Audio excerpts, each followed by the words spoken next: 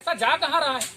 तो महाराजा उसको देखने के लिए अपने भंडारे को गए। साथ में उनके साथ एक जबरदस्त कुत्ता रहता था और वो कुत्ता उनके साथ जब गया और जाते जाते उन्होंने देखा क्या कि उस भंडारे में कहीं कोने में एक बिल्ली छुपी हुई थी।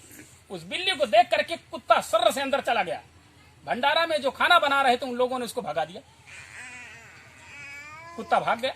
लेकिन महाराजा जैसे उस भंडारे के अंदर कदम रखने की कोशिश किए, भंडारा में काम कर रहे लोगों ने कहा महाराज आप अंदर नहीं जा सकते क्योंकि आप कुर्मी समाज से हैं और आप शूद्र वर्ण में आते हैं, आप चौथे वर्ण में शूद्र वर्ण में आते हैं और अगर आप भंडारे में प्रवेश कर जाएंगे तो कोई भोजन नहीं करेगा। मेरा इतना बताने का मकसद समझ रहे हैं ना आप लोग, हम चौथे वर्ण के लोग हैं। अब आप समझ लीजिए महाराजा के दिमाग में एक बात आई कि पूरा पैसा तो मैं खर्च कर रहा हूं और मुझे भंडारे में नहीं जाने दिया जाता। उन्होंने तत्काल रोक लगाया कि बंद करो भंडारा, नहीं चलेगा, अब नहीं चलेगा। एक कुत्ता घुस गया, कोई दिक्कत नहीं, सब लोग खा लेंगे। लेकिन एक महाराजा अगर भंडारे में चला गया तो लोग भोजन नहीं करेंगे। उनके दिमाग में एक बात आई कि मैं एक राजा हूं, अगर मुझे मेरे प्रवेश के करने से भंडारा अशुद्ध हो गया तो मेरे इस देश में, मेरे राज्य में रहने वाले लोगों की क्या हैसियत होगी। उनके दिमाग में आया कि बंद करो। उन्होंने अपने राज्य में ऐलान करा दिया कि मेरे राज्य में एक भंगी बिरादरी का आदमी वो राजसी चाय की दुकान खोलेगा, होटल खोलेगा और मेरे राज्य के सारे लोगों को उसमें खाना पड़ेगा, जो नहीं खाएगा मेरा राज्य छोड़कर चला जाएगा। ऐसे महाराजा को हम लोग बार बार नमन करते हैं। उन्होंने 50% का आरक्षण दिया था, समझ रहे हैं। नगर पालिका का चुनाव उन्होंने कराया, सबसे पहले आरक्षण की व्यवस्था उन्होंने किया। लेकिन आज हमारा देश कब आजाद हुआ? सन 47 में। 70 साल हो गया और 70 साल होने के बावजूद आज की कहानी हमारी क्या है? हम सार्वजनिक जगहों पर सबके साथ बैठ नहीं सकते, सबके साथ खा नहीं सकते, सबके साथ चल नहीं सकते। अच्छा कपड़ा पहने तब पाबंदी, अच्छी तरह से बात करें तब पाबंदी। लेकिन हमारे लोग, ये गलती उनकी नहीं है, गलती हमारी आपकी है। गलती हमारी आपकी है कि हम लोग अंधविश्वास में फंस करके और अपनी सारी आर्थिक स्थिति को खत्म कर दे रहे हैं। क्योंकि हर 6 महीने में पुजाई होती होगी, क्लियर कट है। बिना हर 6 महीने में पुजाई किए देवी कभी खुश नहीं होगी। देवी खुश की छोड़ दीजिए, देवी कोई खुश होने वाली नहीं है। आपकी खुशी उसमें फंसी हुई है। कहीं ना कहीं आपको पुजाई में अगर वो व्यवस्था मिल जाए तो दूर दूर से निमंत्रण करने वाले लोग चले आएंगे। और अगर खाली पूरी सब्जी की व्यवस्था आप कर दीजिए तो लोग कहेंगे टाइम नहीं है, नहीं आएंगे। 6 महीने में कम से कम 6000 तो खर्च होता होगा। और अगर साल में 2 बार आपने देवी को खुश करने के चक्कर में 12,000 खर्च कर दिया और 12,000 अगर 12 महीने 1,000 अगर अपने बच्चों के शिक्षा पे आपने खर्च किया होगा या खर्च करे तो आपका बच्चा बहुत ही अच्छी शिक्षा ग्रहण कर लेगा। और जब वो शिक्षा ग्रहण कर लेगा तो शिक्षा वो शेरनी का दूध है। बाबा साहब ने कहा था, बाबा साहब ने कहा था कि शिक्षा शेरनी का दूध है, जो पिएगा वो शेर की तरह दहाड़ेगा। लेकिन हम उसकी तरफ ध्यान नहीं देते। हमको ध्यान देना चाहिए। अगर हम शिक्षा अपने बच्चों को दिला देंगे, कहीं नहीं डरेगा, वो हर जगह बोलेगा, कोई गाली तो नहीं देगा, बात करेगा, अपनी बात को रख सकता है। लेकिन हमारे लोग अपनी भी बात करने में उनको हिचकिचाहट है। अरे ये इचना ग्राम सभा है, हमारे पूर्वजों का गांव है, हमारे बाबा लोग यहाँ रहा करते थे, हमको पता है। लेकिन हम किसी कारणवश कुछ लोगों की वजह से, दबंगई की वजह से या किसी भी वजह से हम यहाँ से जा करके और बैरामत करारी बाई गांव में जाके टिक गए।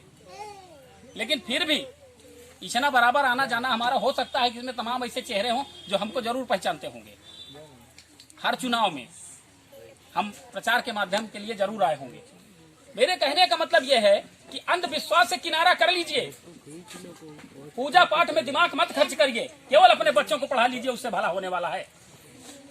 दुनिया का, मैं तो बड़ी बात नहीं कहता, लेकिन दुनिया का कोई अपने आप को जबरदस्त अगर वो देवी देवता वाला पंडा लगाता है, 10 मिनट मेरे सामने आप ला दीजिए, 10 मिनट के लिए बैठा दीजिए, अगर वो अपनी पंडाई नहीं छोड़ देगा तो बात करना, या पंडाई छोड़ देगा या इस जगह से चला जाएगा। निश्चित तौर पर हम जिस वक्त शिक्षित हो जाएंगे उस वक्त सारे अंधविश्वासों से हम दूर हो जाएंगे और अपने बच्चों को शिक्षा पर ध्यान देंगे। इसलिए सबसे हाथ जोड़कर विनती है माताओं से भी कि वो दुनिया के प्रपंच में न पढ़ करके अपने बच्चों को शिक्षा दे, और शिक्षा से ही हमारी भलाई होने वाली है। ये जनजागृति मिशन क्या है? ये केवल लोगों को जागरूक कर रहे हैं हर स्तर पर, धार्मिक स्तर पर, आर्थिक स्तर पर, शैक्षिक स्तर पर, राजनैतिक स्तर पर भी। मैं कोई ये राजनीतिक प्लेटफॉर्म तो नहीं है, लेकिन कहीं न कहीं हमारी आर्थिक स्थिति से वो भी जुड़ा हुआ है। हम लोग ऐसे व्यक्ति, बाबा साहब ने जब संविधान बनाया तो उसमें वो बड़े खुशी हुए थे। खुशी इसलिए हुए थे, जब जैसे ही सौंप रहे थे संविधान को राष्ट्रपति महोदय को, तो वहां पर कुछ तथाकथित लोग थे, उनके चेहरे पर खुशी जाहिर हुई और बाबा साहब उनसे भी ज्यादा खुश हुए। जब बाबा साहब उनसे भी ज्यादा खुश हुए तो उन लोगों ने पूछा, बाबा साहब आप बहुत दिनों के बाद आपके चेहरे पर खुशी नजर आई है। बाबा साहब ने कहा, मुझे खुशी इसलिए है, मैं इसलिए खुश हूं कि आज मैंने सारी रानियों की नसबंदी कर दी। मतलब नहीं समझ पाए। मुझे मतलब ये है कि अब किसी रानी के पेट से या किसी बेगम के पेट से बादशाह और राजा नहीं पैदा होगा। अब जिसके लोग ज्यादा होंगे, यानी बैलेट बॉक्स से राजा पैदा होगा। अगर एक रानी का बेटा राजा बन सकता है तो मेहतरानी का बेटा भी राजा बन सकता है। इसकी व्यवस्था बाबा साहब ने कर दी। लेकिन आज हुआ क्या? बड़े दुख की बात है, बड़े दुख की बात यह है कि बाबा साहब जब इतना कहे तो उन्होंने कहा कि आप बाबा साहब बना तो दिए हैं संविधान, लेकिन एक बात याद रखना, आपके लोगों में और कुत्ते में कोई ज्यादा अंतर नहीं है। माफ कीजिएगा, मेरा कोई कहने का मकसद नहीं था, लेकिन बाबा साहब के सामने उस व्यक्ति ने कहा कि जिस तरह से कुत्ते को हम रोटी देकर के अपने पक्ष में कर लेते हैं, कहीं ना कहीं कुत्ता हो जाता है, तो जिस तरह से हम कुत्ते को अपने पक्ष में कर लेते हैं, उस तरह से आपके लोगों को भी हम रोटी का टुकड़ा फेंक कर अपने पक्ष में कर लेंगे और आपके लोगों को खरीद लेंगे। और बाबा साहब ने क्या कहा? ठीक है, आप खरीद लेंगे, एक बार खरीदेंगे, 2 बार खरीदेंगे, 3 बार खरीदेंगे, 4 बार मेरे लोग बिक जाएंगे, लेकिन जिस दिन मेरे लोग अपने हक और अधिकार के बारे में जान जाएंगे, तुमसे बड़ा भिखारी इस धरती पर कोई नहीं होगा। उनका इशारा क्या था? जिस दिन आप लोग अपने अधिकार के बारे में जान जाएंगे, अपने एक वोट की कीमत जान जाएंगे, उस दिन मेरे भाइयों निश्चित तौर पर आपके सामने वाला दुनिया का सबसे बड़ा भिखारी नजर आएगा और सबसे बड़े दाता आप हैं। और बाबा साहब ने आपको दाता बनाया, क्योंकि जब देश आजाद हुआ था तो सम्मानित साथियों, उस वक्त अंग्रेजों ने पूछा गांधी एंड कंपनी से, गांधी जी से या नेहरू जी से, उस वक्त अंग्रेजों ने पूछा कि मैं देश को तो छोड़ रहा हूं, हम देश को छोड़ के जा रहे हैं, लेकिन ऐ मेरे भारत के लोगों, आप ये बताओ आप अपना देश कैसे चलाओगे? तो यहाँ के कुछ लोगों ने कहा कि हम अपने देश को यहाँ पर जो स्नातक पास लोग हैं उनके माध्यम से चलाएंगे। आप अंदाजा लगा सकते हैं। राष्ट्रमाता सावित्रीबाई फुले और आरक्षण के जनक पूर्वी महाराजा कोल्हापुर नरेश छत्रपति साहू जी महाराज, संविधान निर्माता बाबा साहब अम्बेडकर जी, 21वीं सदी के महानायक जो हमें यहाँ आज तक हमें खड़ा होने का मौका मिला, जो बोलने के लिए हमें जुबान दिए, जुबान तो थी लेकिन जो आज हम मंच पे बोल पा रहे हैं, जिन्होंने हमें गांव-गांव जाकर के जगाया, हम सबको बताएं कि हमारी औकात क्या है। और मानवर कांसीराम साहब जो कन्याकुमारी से चलकर साइकिल चला करके लोगों को जगाए, और 2500 महापुरुष जो समय समय पे सभी को जागृत करते रहे, उन सभी महापुरुषों को सच्चे दिल से नमन करते हुए मैं अपनी वाणी को आगे बढ़ाता हूँ। जैसे कि आज का टॉपिक है शिक्षा पे लोग बोलते हैं, आज शिक्षा के ही टॉपिक है। जैसे आप शिक्षा ऐसी चीज है, जैसे साहब लोगों ने कहा कि जो शेरनी का दूध है जो पिएगा वो गुर्राएगा, ये सच है सर, लेकिन सच एक चीज और भी है, शिक्षा तो ले लेते हैं लेकिन फिर भी अशिक्षित हो जाते हैं। इसका कारण क्या है? मेरे पूर्वजों ने एक कहानी सुनाते थे, मैं थोड़ी देर मुझे टाइम मिला है, मैं उसी पे खत्म करूंगा। साहब बताते थे कि उनके पिताजी को, उनकी माता और पिताजी को नहीं दिखाई देता था, दोनों आँखी से नहीं दिखाई देता था। तो जब वो लोग रोटी बनाते थे तब कुत्ता लेके भाग जाता था। जब कुत्ता लेके भाग जाता तो वो लोग भूखे ही सो जाते थे डेली। तो किसी व्यक्ति वहां थे, जागरूक थे, वो बोले ऐसा नहीं चलेगा, आप कितने दिन भूखे रहेंगे। उन्होंने कहा कि जब आपकी बीवी रोटी बनाने लगे तो आप बैठ करके डेयरी पर डंडा पटकिएगा। तो कुत्ता तो डंडा देख के घुसेगा नहीं, और जब कुत्ता डंडा देख के घुसता नहीं था तो उनकी रोटी जाती नहीं थी, और जब रोटी नहीं जाती थी वो लोग पेट भर खाते थे। तभी कुछ दिन बाद उनके एक लड़का पैदा हुआ, और लड़का पैदा हुआ तो वो अपने पिताजी को देखता था कि क्या मेरी माँ रोटी बनाने लगती तो मेरे पिताजी डंडा पटकते हैं। तो उसको ये लगा कि कोई परंपरा है। और जब वो उनके माता और पिता दोनों एक्सपायर हो गए, जब उन्होंने शादी किए तो उनके घर में एक शिक्षित औरत आ गई, उनकी बीवी आ गई। जब वो आ गई साहब तो हुआ क्या कि वो जब रोटी बनाने लगी तो वो डंडा पटकना शुरू कर दिया। तो वो एक दिन नहीं बोली, दूसरे दिन नहीं बोली, तीसरे दिन भी नहीं बोली, चौथे दिन उसने कहा आपको क्या हो गया, जब हम रोटी बनाने लगते तभी आप डंडा पटकने लगते हो, क्या मतलब। कहें चुप कर, ये मेरे प्रतिष्ठा का सवाल है, ये मेरे पिताजी करते थे, ये मेरे पिताजी करते थे। तो उसने कहा आपके पिताजी क्यों करते थे ऐसे। तो उसने कहा सवाल जवाब नहीं करना, मेरे पिताजी करते थे इसलिए मुझे करना है, और ज्यादा बात करेगी तो यही डंडा पड़ जाएगा। वो सनक गई। लेकिन किसी और से पूछा कि ये बताइए इनके पिताजी ऐसे क्यों करते थे। तो लोगों ने कहा कि इनके पिताजी को और माताजी को दोनों आंख से दिखाई नहीं देता था, इसलिए वो रोटी के लिए डंडा पटकते थे कि कुत्ता लेके ना भाग जाए। तो उसने कहा अच्छा ठीक है।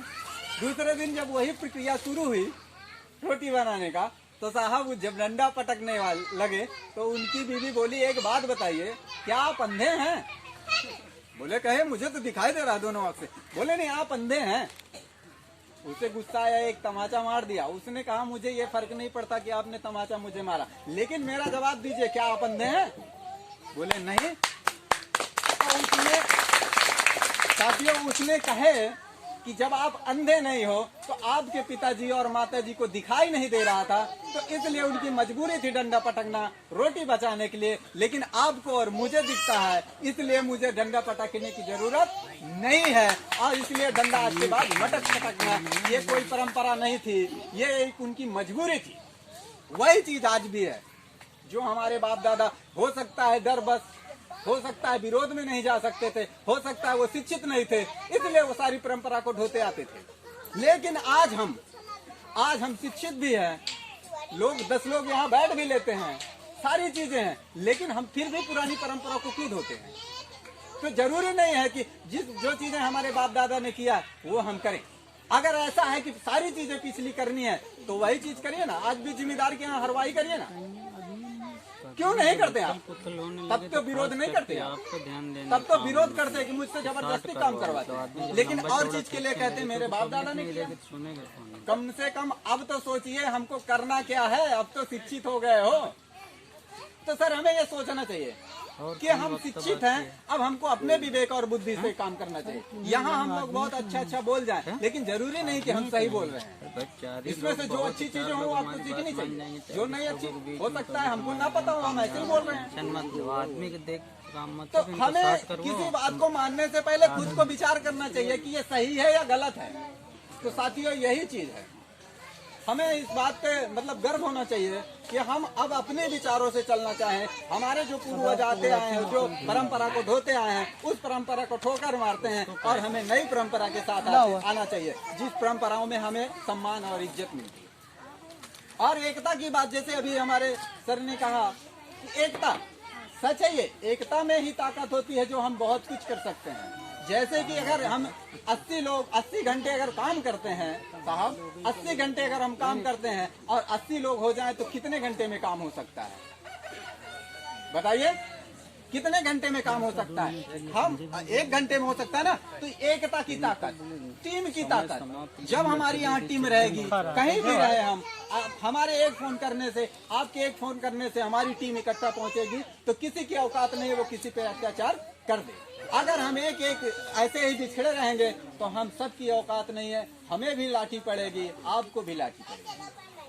और वह वक्त 1947 की तरफ वक्त जा रहा है, तेजी से आगे नहीं भाग रहा है। इन 6 सालों में हम बैक जा रहे हैं, इस चीज को आपको देखना चाहिए। और सच एक चीज और भी है, कल की न्यूज है, जैसे कि सभी लोग जानते हैं अपने बच्चे को हर कोई पढ़ाना चाह रहा है और पढ़ाने के बाद नौकरी करवाने की कोशिश हो रही है, लेकिन कल की न्यूज है कि अब नौकरी 5 साल तक हमें नहीं मिलेगी, और मिलेगी तो हम जैसे प्राइवेट रहते हैं ना, हमको टेंडर पे जैसी जगहों पे काम करना पड़ेगा। साथियों, हम पढ़ लिख लेंगे, लेकिन अब तो वो भी समस्या खत्म हो गई है। इसकी जड़ कोई और नहीं है, इसकी जड़ है आरक्षण, इसकी जड़ है आरक्षण। सर ये चीजें हैं। आप मुझे बताइए, अभी तक आरक्षण था, हमारे कुछ साथी चले जाते थे, लेकिन जब सारी चीजें प्राइवेट हो जाएगी तो प्राइवेट में कहाँ आरक्षण होता है, और जब चाहेंगे हमें लात मार के निकाल देंगे। तो सच्चाई यही है सर, हमें अपने हक के लिए लड़ना भी चाहिए और लड़ना पड़ेगा। बिना लड़े हुए कुछ मिलने वाला नहीं है। साथियों, जैसे कि अभी मेरे जेब में 100 की नोट हो और उसे कितना भी तोड़ मड़ोड़ कर दिया जाए, वो भीग जाए, एकदम खराब हो जाए, लेकिन वो रहेगी 100 के नोट। इसी तरह हम अपने आप को पहचानना चाहिए कि हम रहेंगे हम ही हम, हमें किसी से कम नहीं आंकना चाहिए और हमें अपनी शिक्षा पे ध्यान देना चाहिए। और जब आप शिक्षित हो जाएंगे तो कहीं कोई डर नहीं होगा बोलने से। साथियों, इसीलिए जब डरेंगे नहीं आप, तो आप जो है, क्योंकि आप जानते हैं शेर का शिकार करने में पुलिस हमको जो शिकार कर देता है तो उसे जेल भी हो जाती है, और बकरी का शिकार डेली होता है, रोड पे होता है, और कभी किसी को जेल नहीं होती। चौराहे पे बकरे कटते हैं, लेकिन कभी जेल होती है क्या? तो आप शेर बनने की कोशिश करिए। जब आप शेर, ये मतलब नहीं कि शेर भी एक जानवर है, वो जानवर नहीं। हमें हर चीज में जानना चाहिए और एक होशियार होना चाहिए। जानकारी आपके पास रहेगी तो हमें कभी भी कोई दिक्कत आएगी नहीं, और हमारी टीम एक साथ है तो हम दिक्कतों को भी झेल ले जाएंगे। साथियों, बहुत कम समय मिला है, इसी के साथ मैं अपनी वाणी को विराम देता हूँ। नमो बुद्धाय, जय भीम, जय भारत, जय गंगा। अगली कड़ी में आमंत्रित करना चाहेंगे जो जन जागृति के जिला उपाध्यक्ष माननीय संजय गौतम जी को, जो ग्राम सभा कसिया का कोढ़ा से चल के आए हैं। अब हम उन्हें आमंत्रित करना चाहेंगे, भाई आएँ और अपना विचार रखें, टाइम का विशेष ध्यान देते हुए। माननीय संजय गौतम जी।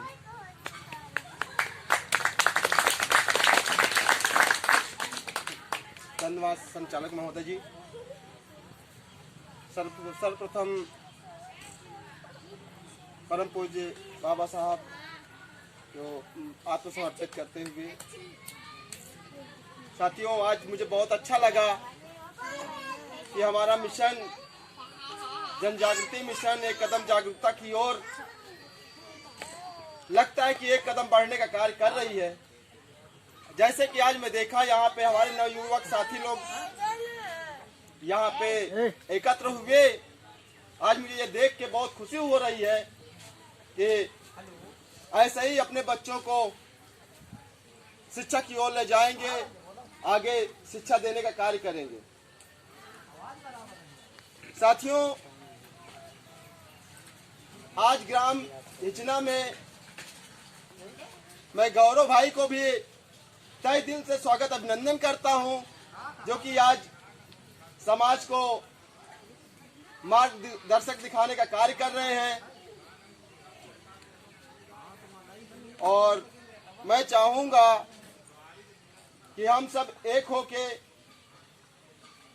हम अपने बच्चों को शिक्षा कराने के आगे ले जाएं। थोड़ा टाइम को न देखते हुए मैं चाहूंगा कि ज़्यादा टाइम को बहुत कम ही मुझे समय मिला हुआ है, मैं ज़्यादा ना बोलते हुए अपनी वाणी को विराम देता हूँ। जय भीम, जय भारत, जय गंगा। मौका मिला कहने के लिए और बहुत कम समय में अहम मुद्दे पर आपने अपना विचार पेश किए, इसके लिए बहुत बहुत साधुवाद। कार्यक्रम को आगे बढ़ाते हुए टाइम का विशेष ध्यान देते हुए मैं सभी सम्मानित साथी जन जागृति मिशन के जो हमारे वक्तागण हैं, मैं उनसे माफ़ी चाहूँगा।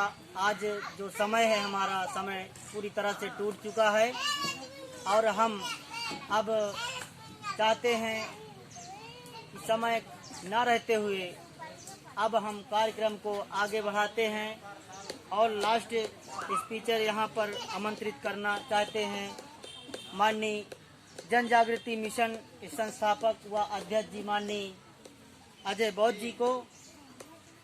वो आएँ और अपना विचार रखें और इसी विचार के बाद कार्यक्रम का समापन होगा। मैं सभी सम्मानित साथियों से क्षमा भी चाहूँगा, जो हमारे वक्तागण थे उन्हें टाइम नहीं दिया जा रहा है, फिर मौके मिलेंगे। धन्यवाद संचालक महोदय, आप बहुत मेहनत कर रहे हैं। लगता है पूरा डब्बा मिठाई का देना पड़ेगा आपको, खाली डब्बा। सभी को सादर जय भीम। विश्व में शांति का संदेश देने वाले महाकारुणी, दया के भंडार, करुणा के सागर तथागत गौतम बुद्ध, शिक्षा के अग्रदूत राष्ट्रपिता महात्मा ज्योतिराव फूले व राष्ट्रमाता सावित्रीबाई फूले, आरक्षण के जनक कुर्मी महाराजा राजश्री छत्रपति साहू जी महाराज, संत कबीर, संत रविदास, संत गाडगे महाराज, संत नारायणा गुरु, अवंती भाई लोधी, माननीय भारतीय संविधान के रचयिता परम पूज्य विश्व भूषण भारत रत्न डॉक्टर बाबा साहब अम्बेडकर साहब, 21वीं सदी के बहुजन नायक मान्यवर कांसीराम साहब, इन सभी महापुरुषों के चरणों में अपने आप को समर्पित करते हुए मंच पे बैठे मंच की शोभा बढ़ा रहे माननीय ग्राम कसिया से चलकर आए हुए हैं जन जागृति मिशन के जिला उपाध्यक्ष माननीय संजय गौतम जी, साथ ही साथ मंच पे बैठे मंचासीन बरगदी से चलकर आए हुए बीरेन जी, ग्राम सभा मेवार से चलकर आए हुए हैं डॉक्टर के गौतम जी, धर्मपुर से चलकर आए हुए विनय गौतम जी, तिलगोड़ी से चलकर आए हुए हैं बीरेन गौतम जी, ग्राम सभा मेवार से चलकर आए हुए हैं सोनू गौतम जी, साथ ही साथ आपके संचालक महोदय जो पेशे से पहले पंडा भी रह चुके हैं, अभी इनका मतलब प्रमोशन हो गया है, पंडा से बड़ी पदवी में पहुंच चुके हैं, संतोष जी, साथ ही साथ जितने भी सम्मानित साथी गढ़ाए हुए हैं, मैं जिनका नाम नहीं ले पाऊं और शायद हमारी बात समझ में नहीं आ रही है या नहीं समझना चाहते हैं, जो ग्राम सभा कसिया से चलकर आए हुए हैं, मलखान सरोज जी, जो हमारी बातों से लगता है उनको इंटरेस्ट नहीं, इसीलिए वो 1 बीघे दूरी पे खड़े हुए हैं, और आपके करेटी से चलकर आए हुए हैं अजय सरोज जी, मैं इनका तहे दिल से वंदन, अभिनंदन, आभार प्रकट करते हुए साथ ही साथ बहुत बहुत साधुवाद करते हुए हैं गौरव चौधरी जी को, और साथ ही साथ उनके ग्राम सभा से जितने भी नन्हे मुन्ने प्यारे बच्चे, पिता तुल बुजुर्ग एवं भाई बंधु और माताएं बहनें, जो आप लोगों ने अपना कीमती समय दिया है, उसके लिए तहे दिल से वंदन, अभिनंदन, आभार प्रकट करते हैं आप सभी लोगों का। जैसे कि अभी पूर्व वक्ताओं ने आप लोगों के सामने अपनी बात रखी है, और मैं समझता हूँ कि बात तो सभी लगभग यहाँ इतिहास के बहुत सारे जानकार लोग भी बैठे हैं, पढ़े लिखे लोग बैठे हैं, जो हमें समझाने की जरूरत नहीं, जानता हर कोई है। ए भैया यहाँ हो, तुम यहाँ हो, चुप रहो, आप लोग थोड़ा और इधर आ जाएं, क्योंकि जगह है, थोड़ा नजदीक आ जाएंगे तो मतलब इनको चुप करा। जैसे कि आप सब लोग पढ़े लिखे हैं, हर महापुरुषों को जानते हैं, लेकिन जानना अलग बात हो गई, मानना अलग बात हो। कहते हैं जय भीम कर लेने से हम बाबा साहेब को नहीं मानते हैं। हाँ, बाबा साहेब को जानना अलग बात हो गई है, बाबा साहेब को मानना अलग बात हो गई। हम सब लोग, हमारे समाज के लोग बहुत सारे हैं जो बाबा साहेब को मानते हैं, बाबा साहेब की नहीं मानते हैं। और हमें जरूरत है बाबा साहेब की मानने की। बाबा साहब ने हमें क्या उद्देश्य बताया था, क्या मार्ग बताया था, हमें उस मार्ग पे चलने की आवश्यकता है। आज हम गरीब हैं, मजबूर हैं, लाचार हैं, अछूत हैं, अशिक्षित हैं। ये सबसे बड़ा कारण हमारी मानसिकता की गुलामी है। जिस दिन हम शारीरिक गुलामी, तो 1947 में बाबा साहब ने भारतीय संविधान बना करके हमारी शारीरिक गुलामी तो खत्म कर दिया, लेकिन हमारी मानसिकता की गुलामी आज भी हमारे ऊपर थोपी गई, लदी हुई है। तो इसे कैसे खत्म करना है? मैं चाहकर भी अगर आपकी मानसिकता की गुलामी खत्म करना चाहूँ तो भी नहीं खत्म, जब तक कि आप स्वयं, जैसे कोई व्यक्ति अगर गंगा या तालाब में डूबता हो, वो अगर निकलना चाहे तो आप उसको थोड़ा सा सहारा दे दीजिए और निकल आएगा। यदि अगर खुद मतलब डूब के मरना चाहे तो अपनी जान देना चाहता है तो आप उसको सहारा देंगे तो आपको भी साथ में लेकर के डूब के मर जाएगा। तो हमें समाज में, जैसे कि दुनिया बदल रही है, तुम भी बदलना सीख लो और अपने इतिहास के पन्ने पलटने सीख लो। मतलब दुनिया बदल रही है, तुम भी बदलना सीख लो और अपने इतिहास के पन्ने पलटने सीख लो। कहते हैं कोशिश जब भी किया महापुरुषों को भुलाने के लिए, और वो चले आए हमें हमारा इतिहास बताने के लिए, याद दिलाने के लिए।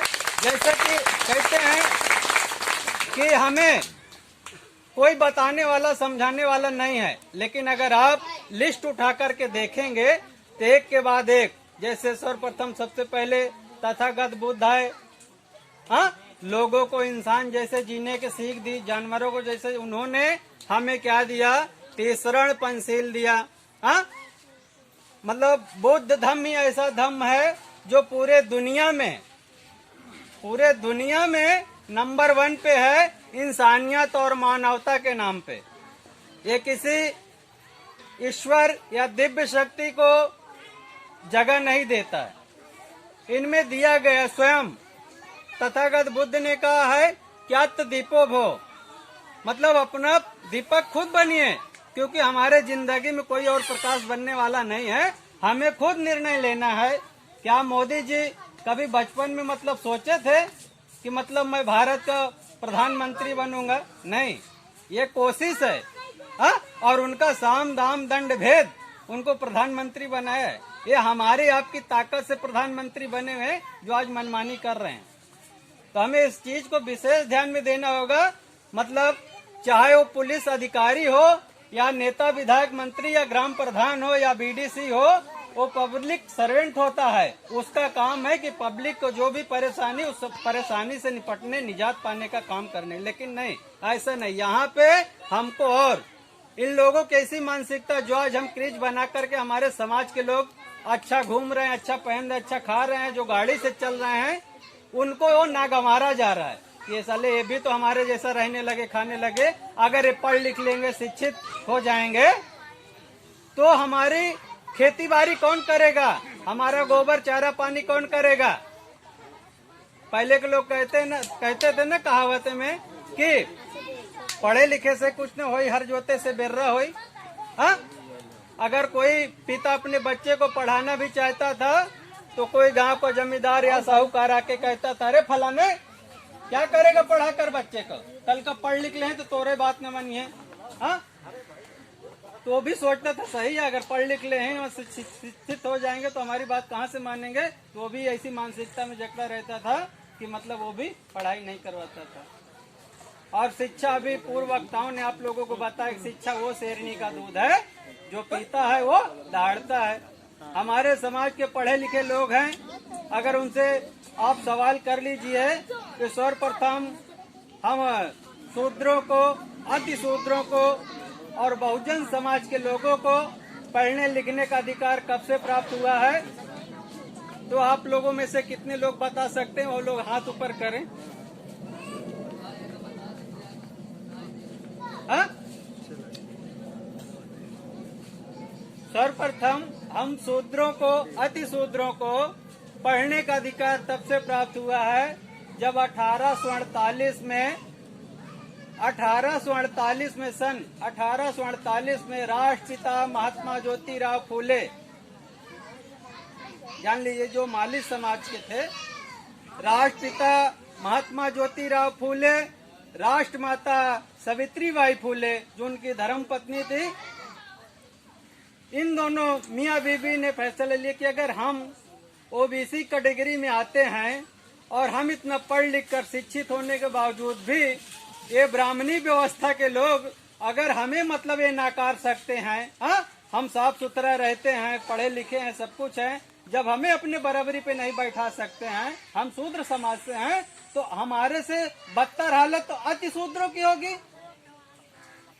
अति शूद्रों का मतलब है जो इनका बंधुआ मजदूर हुआ करता था पीढ़ी दर पीढ़ी, जैसे कि हमारे बाबा जी के यहाँ बंधुआ मजदूर हुए, बाबा के बाद हमारे पिताजी बंधुआ मजदूर हुए और पिताजी के बाद हमें भी वही मजदूरी में सम्मिलित किया गया। तो ये हम मतलब जैसे बंधुआ मजदूर का मतलब है कि हम किसी एक ही जमींदार के यहाँ पीढ़ी दर पीढ़ी मतलब मजदूरी करते रहें, हम दूसरे जगह मजदूरी नहीं कर सकते बंधुआ मजदूर का। तो हमें पढ़ने का अधिकार कब प्राप्त हुआ? जब सन 1848 में महाराष्ट्र के पूना धरती में राष्ट्रपिता महात्मा ज्योतिराव फूले ने सर्वप्रथम सबसे पहला शूद्रों और दलितों के लिए जो स्कूल खोला गया वो 1848 में खोला गया पुणे में।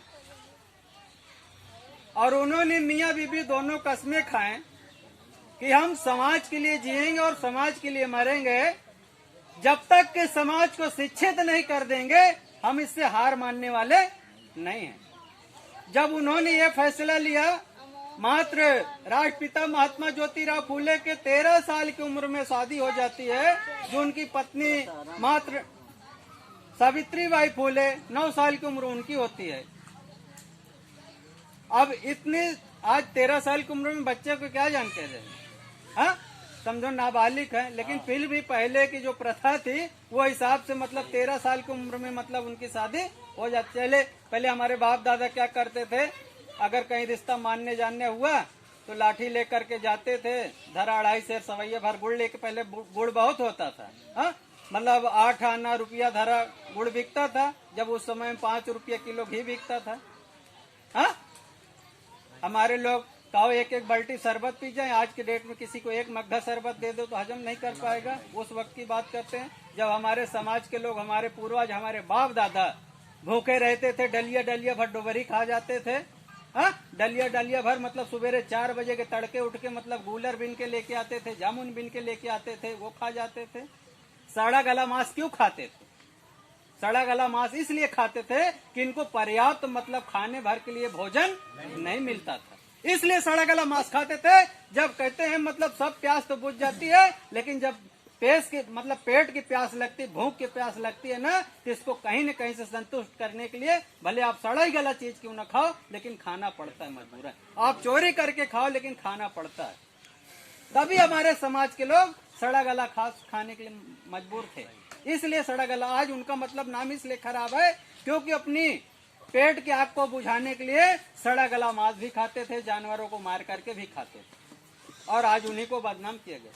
तुम इनके घर में काम करो, गेहूं इनके कोठरी बखारी तक रख के आओ, हाँ, इनका घी दूध मतलब पहुंचा दो, मतलब दूध दूही के मतलब पहुंचा दो, उसमें कोई अशुद्धता नहीं है। हाँ, गेहूं इनके घर में बखारी में पहुंचा दो, उनमें कोई अशुद्धता नहीं, लेकिन इनके घर में पहुंचने के बाद वो सारी चीजें मतलब शुद्ध हो जाती है, और जब तक बाहर रहती है वो अशुद्ध हो जाती है। क्या मैं मानता हूँ एक गिलास में पानी रख दूं और मैं शूद्र हूँ, उस गिलास का पानी मैं छूं और मेरे छूने से पानी का कलर व्हाइट के जगह रंग बदल जाए, तब मैं जानूं कि मेरे अंदर छूत घुसा हुआ है। हाँ, हमारे समाज के लोग आज 5000 साल से कहते हैं गंगा का पानी बड़ा ही पवित्र है, निर्मल पानी है, हम सबका मानना है, अमृत है। हाँ, मानते हैं ना आप सब लोग, और कहते हैं मतलब अशुद्ध चीज में मतलब छिड़क दो तो शुद्ध हो जाती है।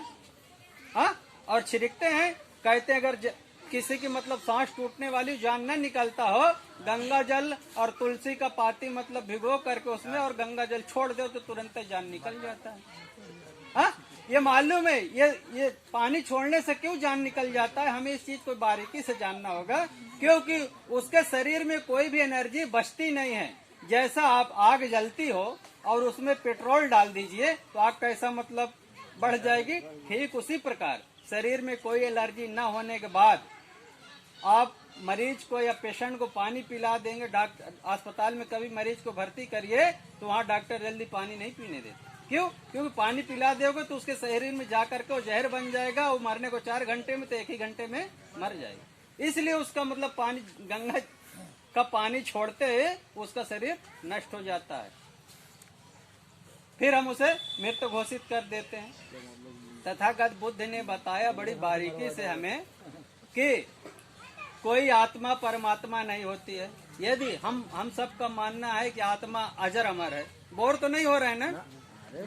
अगर बोर हो रहे हो तो बात साफ कर दे, क्योंकि हमको बोलने के लिए कम से कम 2 से 3 घंटा चाहिए। आप जितना समय बोलेंगे, अगर 6 बजे तक कहेंगे तो मैं बिना खाए पिए भी 6 बजे तक बोलता रहूंगा।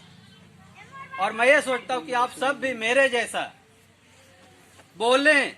जानकारी तो आप सबको है, बस अर्थे हिम्मत नहीं है समाज में खड़े होकर के आज 4 लोगों के सामने बोलूं, कहीं ऐसा नहीं कुछ उल्टा न बोल जाऊं तो लोग मुझे गलत कहें। नहीं, जब आप बोलेंगे, गलतियां उन्हीं से होती है जो कुछ अच्छा कार्य करने के लिए कोशिश करते हैं। जब आप गलती करोगे तभी सुधारोगे। हाँ, तो गंगा पे हम चर्चा कर रहे थे। गंगा का पानी बड़ा पवित्र है। हमारे समाज के लोग 5000 साल से गंगा नहाते चले आ रहे हैं और आज भी चमार के चमार, पासी के पासी हैं। वो भाई ऊपर उच्च कैटेगरी पे क्यों नहीं पहुंच पाए? जैसे कि आप मतलब अगर चपरासी की नौकरी कर रहे हैं और अच्छी लगन से, अच्छे मेहनत से आप कर रहे हैं, तो मैं आपको भी भरोसा है कि मैं इसके ऊपर की पोस्टिंग पाऊंगा जरूर। आप मेरा प्रमोशन होगा जरूर। होता है कि नहीं होता? यार, आप जो 5000 साल से नहाते चले आ रहे हो, तो आपकी मतलब शूद्र से मतलब तीसरे वर्ण में क्यों नहीं मतलब प्रवेश हुआ? होना चाहिए ना। एक पासी समाज के व्यक्ति थे और वो पंडितान समाज, ठकुरान समाज में रहते थे मोहल्ले में, और क्या करते, रोज मछली और मुर्गा, सुअर भून भान के मतलब खाते थे। और उनके मोहल्ले वालों को मतलब बड़ा तकलीफ होता था। मैं उदाहरण आपके सामने रख रहा हूँ। तो जाके ग्राम के मुखिया से ऐसा करिए, इनको कहीं अलग लेके जाइए, रोज मछली अंडा मुर्गा भून के खाते हैं और हमारे से यहाँ बर्दाश्त नहीं होता है, बहुत बदबू आती है। कई दिन शिकायत करने के बाद एक दिन पंचायत बुलाई गई और उनको भी बुलाए, फलाने आप यार इस मोहल्ले में रह करके डेली मुर्गा मछली भून के खाते हो, यहाँ और भी समाज के लोग हैं, उनको मतलब ये चीज पसंद नहीं है, बहुत उनको तकलीफ होता है, आप एक काम करें सब बंद कर दो। तो कहीं वो कैसे होगा?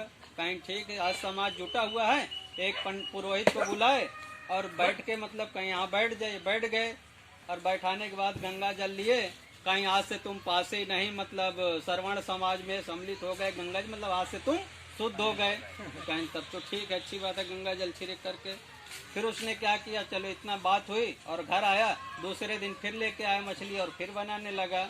और पकने के बाद जब खाना निकाला थाली में और गंगा जल लिया, कैसे आज से मछली नहीं, तुम श्रवण समाज में सम्मिलित हो गए, आज से तुम मछली नहीं रह गए और खाया बना। जब वहां के लोगों ने देखा कि फिर उनको नागा मारा गया, ये मानसिकता का फेर था। फिर उनको नागा मारा गया, देखा और फिर हड्डी हड्डी खा के बाहर फेंके थे। तो फिर जाके मतलब मुखिया से शिकायत किए, मनता ही नहीं। फिर आज से कहे, फिर पंचायत बुलाई गई, फिर बुलाया गया, फिर कहा गया कि भाई आप ऐसा क्यों कर रहे हो, आपको मतलब। तो कहा साहब आप ही सब लोगों ने तो कहा कि मतलब मुझे जब मतलब मैं बदल सकता हूँ, मैं शुद्ध हो सकता हूँ, तो मछली क्यों नहीं? जब गंगा जल छिड़कने से पासी से मैं श्रवण समाज में सम्मिलित हो सकता हूँ, तो मछली को भी गंगा जल छिड़कने से क्यों नहीं मतलब पवित्र हो सकती है? होना चाहिए ना। इस तरह से है। और हम आ जाते हैं तथागत बुद्ध ने जो हमें उपदेश दिया, उन्होंने कहा है कि 3 बार नमन करते हैं। नमो तस्वरतो भगवतो सम्मा संबुद्धस्य, नमो तस्वरतो भगवतो सम्मा संबुद्धस्य, नमो तस्वरतो भगवतो सम्मा संबुद्धस्य। बुद्धम शरणम गच्छामि, धम्मं शरणम गच्छामि, संघम शरणम गच्छामि। अभी मैंने कहा नमो तस्वरतो भगवतो सम्मा संबुद्ध, मैंने पाली भाषा में आपके सामने बात रखा, हाँ, और आपको समझ में नहीं आया मैंने क्या कहा। ठीक इसी प्रकार जब आप किसी पुरोहित से घर में वो लकड़हारे के कहानी सुनते हैं, क्या बोलते हैं उसको, कुछ अच्छा ना, कथा सुनते हैं, हाँ, वही लकड़हारे की कहानी बताता हूँ। संस्कृत में मतलब तुम्हारा घी गुड़ सब कुछ स्वाहा कर देता है, और संस्कृत में तुमको मालूम नहीं, तुम्हें ऐसा लगे बहुत बड़ा उपकार का कार्य कर रहा है। अरे तुम्हारा घी तुम्हारा गुड़ सब कुछ स्वाहा कर रहा है और दान दक्षिणा में लेकर के जा रहा है। वही स्वाहा में कहता है भाई मैं जो कह रहा हूँ मेरी सारी बातें सही है, ये पढ़ लिख कर शिक्षित होने के बाद भी मैं इसको संस्कृत में गाली दूं, मार दूं, काट दूं, ये मेरा विरोध नहीं कर सकता। आप गायत्री मंत्र सुनते हो तो उसमें भी मतलब ओम घूर घुरत सह भार्गो देव पचद, अगर जिसको संस्कृत मालूम हो इसका अर्थ निकालिए, शुद्ध हिंदी में इसका अर्थ क्या होता है।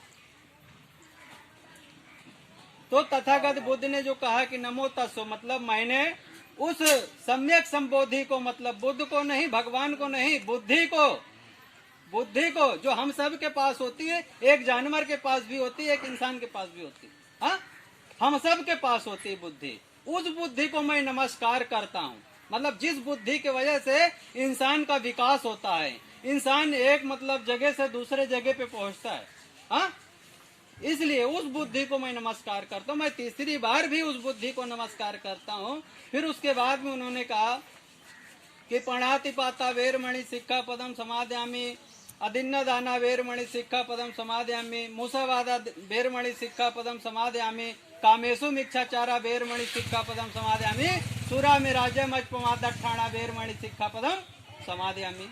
मतलब पणाति पाता वेरमणि ये है, मैंने पाली भाषा में कहा कि पणाति पाता वेरमणि शिक्षा पदम समादयामि का मतलब है कि मैं प्राणी हिंसा से विरत रहने की प्रतिज्ञा करता हूँ। मैं बिना कारण किसी भी प्राणी की हत्या नहीं करूंगा, मैं इससे दूर रहने की प्रतिज्ञा करता हूँ या कसम खाता हूँ, शपथ लेता हूँ। अब आप बताइए पहला सील कैसा है कि आप पणाति पाता वेरमणि शिक्षा पदम समादयामि, बिना कारण किसी भी जीव की हत्या करना बेकार है। आप ये बात पहला वाणी में है, पहली प्रतिज्ञा है तो क्या आप प्राणी हत्या नहीं करोगे, तो सक्षम आप रहोगे या मैं रहूं, हमें प्राणी हत्या नहीं करनी चाहिए, पहला सील। दूसरा सील है अदिन्न दाना वेरमणि शिक्षा पदम समादयामि का मतलब है कि मैं पड़ी हुई चीज को कभी हाथ नहीं लगाऊंगा चोरी की नियत से, मैं चोरी की नियत से उसको कभी हाथ नहीं लगाऊं जब तक कि कोई मुझे दान के रूप में नहीं देगा। अब बताए किसी की भी चीज कहीं भी पड़ी हो, आप उसको चोरी की नियत से, मतलब ये मत समझो कि रोड पे पड़ी तो मैं उठा के रख लूं। दूसरी सील है, क्या ये सील बुरी है या अच्छी है? हाँ, अच्छी है गुरुजी। तीसरी सील है मूसावादा वेरमणि शिक्षा पदम समाधि, मैं मतलब अपने मुंह से ऐसे अल्फाज, ऐसे वाणी का निर्माण नहीं करूंगा जो मेरे बोलने से किसी को तकलीफ पहुंचे, किसी को दुख पहुंचे, ऐसे वाणी का इस्तेमाल नहीं करूंगा।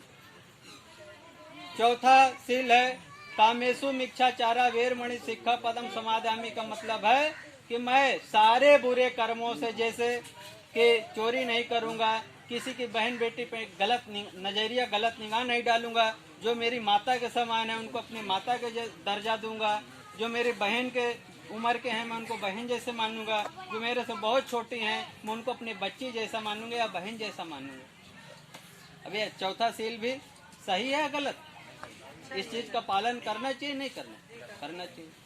पांचवा सील है सूरा में राज्य मजपमा दठाणा वेरमणि शिक्षा पदम समादयामि का मतलब है कि मैं कच्ची पक्की शराब, इदाती, गांजा, भांग, बीड़ी, सिगरेट, अफीम, चरस, स्मैक, कोकीन, ड्रग्स, इदाती जितने भी चीजों में अल्कोहल की मात्रा पाई जाती है, मैं इन सारे चीजों का सेवन कभी नहीं करूंगा।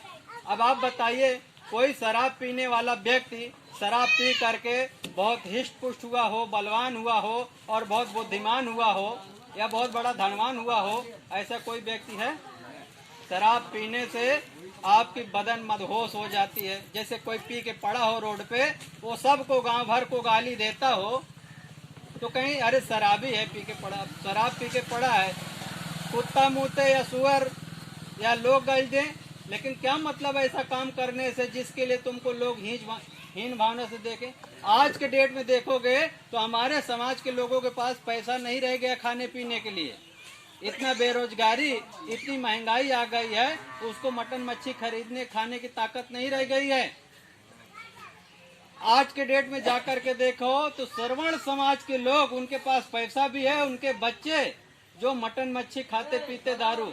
हमारे तुम्हारे क्या, कहीं शादी ब्याह होता है तो 5 लीटर कहीं स्पीटर भरे चलो भाई, हाँ, और सबका वही में से एक पैक बना दिया। और उनके शादी ब्याह में पेटी के पेटी इंग्लिश दारू जाती, मतलब 10-10, 20-20, 50-50 हजार की।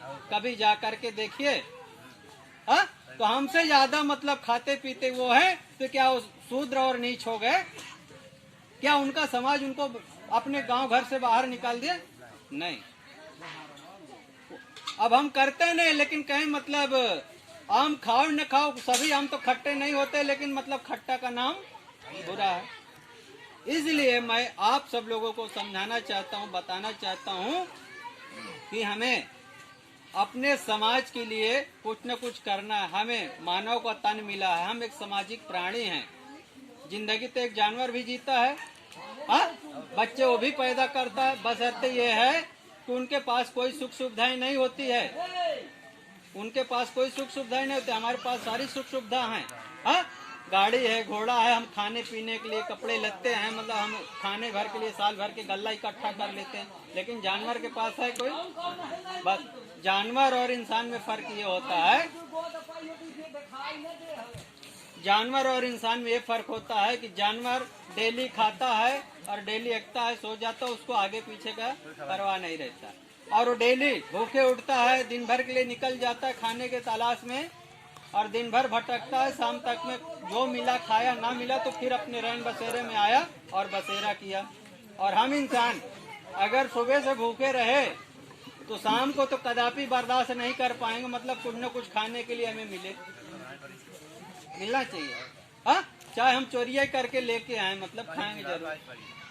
हमारे लोगों को मजबूर जम्मू तवी से लेकर कन्याकुमारी और हमारे समाज के ईटा गारा करने वाले हमारे समाज के लोग हैं, भट्ठा में काम करने वाले हमारे समाज के लोग हैं, आज जितने भी रोड में फरुआ झुआ करने वाले लोग हैं हमारे समाज के लोग हैं। किसी श्रवण समाज के व्यक्ति को देखे हो किसी के यहाँ मजदूरी कर रहा है, ईटा गारा कर रहा है? कभी भट्ठा में ईटा पाते और निकालते देखा आपने? नहीं देखा। वो अपने बच्चे लोग को पढ़ाते हैं, अच्छी शिक्षा देते हैं, अच्छा अधिकारी बनाते हैं, और हम क्या करते हैं कि हम अपने बच्चे को पढ़ा नहीं पाते हैं। इसलिए शिक्षा का आज विषय है, तो शिक्षा आप एक टाइम भूखे रहिए, दाल भाजी के लिए एक चटनी रोटी खाइए, 4 रोटी की जगह 1 रोटी खाइए, लेकिन बच्चे लोग को पढ़ाइए जरूर। पढ़ाई इसलिए जरूरी है कि बच्चा भले पढ़ लिख कर नौकरी नहीं कर पाएगा, वो अधिकारी नहीं बन पाएगा, लेकिन शिक्षित रहेगा तो अपने हक अधिकार के लिए लड़ेगा। अगर उसको कोई संस्कृत में गाली देता है तो संस्कृत में उसको जवाब भी देने के लायक तो कम से कम रहेगा। इसलिए हमें मतलब शिक्षा जरूरी है, इसलिए शिक्षा हमें जरूरी है कि अगर आप देखिए, आज आप कहते हो कि हमारे पास कोई सुख सुविधा नहीं, हम बच्चे को क्या कैसे पढ़ाएं, कैसे लिखाएं। अभी पूर्व वक्ता देवेंद्र सिंह पटेल जी ने आप लोगों को बताया है कि आप 6 महीने में 6,000 पुजारी में खर्चा कर देते हो। हमारे संतोष जी बैठे हैं, पूर्व में इसके पहले पंडा थे, लौंग पे लौंग रखे थे, और यहाँ से देवता बम्बई भेजे खातिर क्या कहते थे मालूम है? लौंग पे लौंग रखकर कहते राम दे श्री राम दे ब्रह्मा चोर बच्चा सच्चा तुम दो सच्चे तो गुरु झंडो खड़ गुरु बोल गंगा आज की जय। तो 2 मिनट के अंदर इनका देवता, इनकी देवी मतलब बम्बई पहुंच जाती थी, और वहां से मतलब वीडियो ग्राफिक बना करके बाई डेटा लेकर के यहाँ करके तुरंत इनको दे देती थी। क्यों संतोष जी, ऐसा ही है ना? हाँ, ऐसे ही कहते थे ना। तो आप सोचिए कि आज जो विमान बना हुआ है, एक जेट विमान है जो 1 घंटे में 4000 किलोमीटर जाता है, हाँ, उससे भी कई गुना तेज, मतलब संतोष जी की भवानी है। अगर वहाँ पे कोई वारदात हो जाती है तो संतोष जी की भवानी मतलब 1 सेकंड भी नहीं, जबकि आपको ट्रेन से जाने में 24 घंटे लगे, 26 घंटे लगते हैं, हाँ, और प्लेन से जाने में 4 से 5 घंटे का रास्ता लगेगा, बस से जाने में लगभग 30 से 35 घंटा लगेगा, स्वयं के साधन से जाओगे तो 3 से 4 दिन लगेगा। और इनकी भवानी पता नहीं कितना मतलब प्रति घंटा किलोमीटर जाती है। इतने सारे नदी नाले, रेलवे के लिए रेलवे ट्रैक बना हुआ है, प्लेन के लिए अलग से लाइन है, हाँ, वो भी अपने रूट से आउट रूट में नहीं जा सकती है, और हाईवे नेशनल है, इन सारे चीजों के लिए लाइन में, लेकिन इनके लिए पता नहीं कौन से हाईवे इनके देवता के लिए इतने नदी नाले पड़ते हैं, लेकिन फिर भी इतना तेजी से जा करके और खबर लाके, तो क्या ऐसा संभव है? ये देखिए मानसिकता की गुलामी है। जैसा हमारी दादी थी, वो लौंग पे लौंग रख लेती थी और मतलब खूब गिनगिनाती थी, ऐसा ऐसा बुआती थी, मतलब हमारे घर में ओझाई बैठाई जाती थी, हमारे आजी बहुत बड़ी पंडात थी मतलब, और हम भी जैसा वो लौंग पे लौंग रखे बचपन में हम भी लौंग पे लौंग रख लेते थे। जब वो मतलब लपट जाती, दबा ले तो लपट जा, रोमा तो होता ही है, हाँ, और लपट जाते छोड़ महाराज छोड़, तो हम भी वैसा कहते छोड़ में, जैसे हमारी दादी लपटा लेती वैसा हम भी तो लपटा लेते, हाँ। तो हमें गुलामी, जैसे हम मतलब हमारे माँ बाप करते हैं वैसे हम भी देख करके अपने माँ बाप के समय करते हैं। अगर आप कहेंगे ये गुलामी है, बाप दादा की देन है, ये पुरखातीन जाजात है, इसको हम पाल के रखे हैं, तो पुरखातीन जाजात हमारी गुलामी भी तो थी, क्यों उसको छोड़ रहे हैं? उसको भी करना चाहिए। गर्व से वो बाप दादा के देन, क्योंकि हमारे बाप दादा गुलाम थे। गुलामी क्यों हटे? क्योंकि हमारे सारे लोग समय समय पे महापुरुषों का जन्म हुआ है। मैं एक बार की कहानी आपको बताता हूँ। ये जो शायद इसमें से कुछ सम्मानित साथीगण महाराष्ट्र में रहते होंगे, हाँ, और महाराष्ट्र में देखा होगा कि गणपति का त्योहार बड़े ही धूमधाम से मनाया जाता है, हाँ। गणपति को रखते हैं और 3 घंटा, 5 घंटा, 7 घंटा, 7 दिन, 15 दिन, 21 दिन रखते हैं और खूब मतलब सेवा सत्कार करेंगे, हाँ। और जिस दिन उनका समय पूरा होता है उस दिन लेके जाते हैं मतलब विसर्जन करने के लिए। तो ये विसर्जन की प्रथा कहाँ से लागू हुई, कभी इस पे गौर नहीं करते। विसर्जन की प्रथा जब से लागू हुई, जब राष्ट्रपिता महात्मा ज्योतिराव फूले ने शिवाजी महाराज की समाधि की खोज की। सर्वप्रथम उन्होंने ही, मतलब शिवाजी महाराज को यहाँ कोई नहीं जानता था, इतिहास में उनका नामो निशान भी नहीं था। जब छत्रपति शिवाजी महाराज की समाधि की खोज की उन्होंने, और सर्वप्रथम सबसे पहले जयंती मनाने का राष्ट्रपिता महात्मा ज्योतिराव फूले ने बीड़ा उठाया। और मतलब जब राष्ट्रपिता महात्मा ज्योतिराव फूले ने शिवाजी महाराज की जयंती मनाने का काम किया, तो सर्वण समाज के लोगों ने कहा कि अगर ये अपने लोगों को जागरूक कर देगा और इसके लोग जाग जाएंगे तो हमारे जैसे लोगों को बंधुआ मजदूर और हमारी गुलामी कौन करेगा? फिर तो हमारी बात ही नहीं मानेंगे, फिर तो ये हमारी बात ही नहीं मानेंगे। तब बाल गंगाधर तिलक का नाम आप लोगों ने सुना होगा, बड़े अच्छे से जानते भी होंगे। तब बाल गंगाधर तिलक ने एक रणनीति बनाई और उसने कहा कि हम एक सार्वजनिक पंडाल लगाते हैं और सार्वजनिक पंडाल में गणपति बैठाते हैं, और जब सार्वजनिक होगा तो वहाँ सभी समाज के लोग मतलब आएंगे, चढ़ावा चढ़ाएंगे, सबका सम्मान होगा। जब सार्वजनिक था, ऐसा भी यहाँ पे है भाई, सार्वजनिक सभा है, यहाँ पे कोई भी आके अपनी बात रख सकता है, ये नहीं खाली हम ही अपनी बात रखते हैं। आप अच्छी बात है, सामाजिक है, आप भी अपनी आके बात रख। इसी तरह एक शूद्र समाज का व्यक्ति गया और उस मूर्ति को मतलब पैर पड़ लिया। जब वहाँ के मतलब पुजारियों ने देखा तो कहा तो मूर्ति नष्ट हो गई है, अशुद्ध हो गई है। तो चों भों करने लगे आपस में, पहले बताओ सार्वजनिक करके तिलक ने बड़ा ही गलत काम किया, बड़ा ही बेकार काम किया, अब अशुद्ध हो गए, इसको क्या करेंगे हम? तो बाल गंगाधर तिलक ने कहा भाइयों परेशान मत होइए, इसका मैं उपाय ढूंढा हूँ। बोले क्या है? कहा चलिए जिस दिन इसको हम विसर्जन कर वो लेके जाएंगे विसर्जन करने के लिए, पहले विसर्जन की प्रथा नहीं थी, खाली मूर्ति रखते थे, पूजा पाठ करते, जिस दिन उनका समय पूरा कोई अच्छा स्थान उठा करके रख लेते थे और सालों साल पूजा करते रहते थे। लेकिन ये विसर्जन की प्रथा कब से लागू हुई? ये बाल गंगाधर तिलक ने जब उस दिन सार्वजनिक पंडाल में शूद्र आकर के मूर्ति को स्पर्श कर लिया और मूर्ति अशुद्ध हो गई, तब उसने ये रणनीति बनाई और फिर कहा कि चलिए आज मतलब मूर्ति का विसर्जन करने के लिए जाना है। भाइयों, मैं अपने धर्म को नष्ट नहीं होने दूंगा। बाल गंगाधर तिलक ने कहा कि भाइयों, मैं अपने धर्म को नष्ट नहीं होने दूंगा, बल्कि हम ये मूर्ति ही नष्ट कर देते हैं। तो जब प्रभात फेरी में मूर्ति को लेकर के गाजे बाजे के साथ में लेके गए और रंग गुलाल छोड़ते गए और एक भीमा नदी के तट पे पहुंचे, जिस नदी में लोगों ने विसर्जन किया, उस नदी का नाम भीमा नदी है। उस नदी में भी भीमा कोरेगांव आता है, जहां आप लोगों ने सुना होगा सन 18 जनवरी 1800 कहानी, 1 जनवरी 1818 की जो कहानी है, ये ऐतिहासिक घटना है। आप लोगों ने पिछले साल में बहुत चर्चा सुना होगा इसकी मीडिया पे। हाँ, तो वहां ले जा करके जब प्रभात फेरी करके ले जा रहे थे तो कहें भाइयों यही नदी में लेके चलिए, आप बोल रहे थे ना मूर्ति मतलब अशुद्ध हो गई है, तो हम इसको इसी में डाल देते हैं, हमारा धर्म भी मतलब सुरक्षित रह जाएगा, शुद्ध रहेगा और ये मूर्ति भी नष्ट हो जाएगी। तभी से ये प्रथा लागू हुई। तभी से लोग क्या करते, 3 दिन 5 दिन 7 दिन 21 दिन गणपति बैठाते हैं और खूब भाव भक्ति पूजा पाठ करते हैं। जिस दिन समय पूरा ले जाकर के, अब बताइए आपके हर साल ये गणपति बप्पा मोरया आप सुने होंगे। हाँ, गणपति किसे कहा जाता है?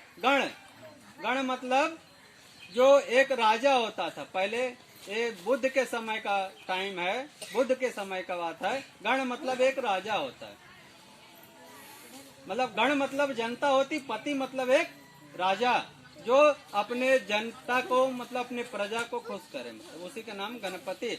और मोर गणपति, जैसे गणपति बप्पा मोरिया, ऊर्जा वर्षी लौकरिया। हाँ, यही कहते हैं ना। कोई अगर महाराष्ट्र में रहता हो तो मुझे जानकारी नहीं है, लेकिन सुना हूँ। हाँ, मराठी में कहावत है, ज्या मंदिरात तर देवा असतं तो आम्हाला माथा टेकायला गरज नाही, आम्हाला घरात देवा असतं। मतलब अगर मंदिर में देवता होता, आस्था ही पत्थर को भगवान बना करके रखी है। अगर आस्था नहीं होती थी तो पत्थर भगवान नहीं होता था। इसीलिए बाबा साहब ने कहा है कि जिस समाज का नहीं होता, सम्मानित साथियों, वो समाज कभी भी शासक नहीं बनता, क्योंकि इतिहास से प्रेरणा मिलती है और प्रेरणा से एक जागृत बनती है, जागृत से एक सोच बनती है, सोच से एक समाज नई ताकत बनती है। यही परिकल्पना थी परम पूज्य भूषण भारत रत्न डॉक्टर बाबा साहब अम्बेडकर की कि मेरे समाज की माताओं को, बहनों को, बुजुर्गों को, नन्हे मुन्ने प्यारे बच्चों को स्वाभिमान से जीने का अधिकार प्राप्त हो। यही मेरी परिकल्पना थी।